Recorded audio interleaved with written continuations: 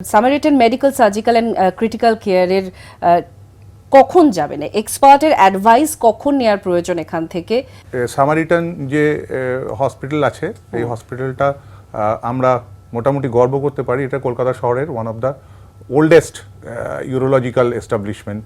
আমাদের not only doctors, মানে এখানে শুধু ডাক্তারদের রোল নেই, এখানে ডাক্তার, নার্স বা যারা টেকনিশিয়ানস তারা ভীষণ well versed with urological any problem. কি কি আছে, কিভাবে আপনারা পরিষেবা দেন?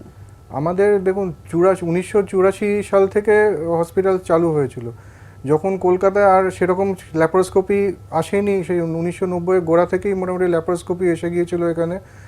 আর যে মডার্ন যে ইনস্ট্রুমেন্টস যেমন 4K ক্যামেরা বা আমাদের পূর্ব ভারতে প্রথম এসছে লেজার মেশিন জেনার কোম্পানির, আমেরিকার বিখ্যাত জেনা কোম্পানির 150 ওয়াটের। কিডনি স্টোনের জন্য আজকালকার দিনে ডিজিটাল ইউরেটারোস্কোপ খুবই দরকার, মানে কোনো বিনা কাটায় বিনা ছিদ্রে আমরা ইউরিনারি ট্র্যাক্ট দিয়েই গিয়েই কিডনিতে বড় বড় স্টোন অবধি আমরা ভেঙে বার করে দিচ্ছি, সেই মেশিনও এখানে আছে।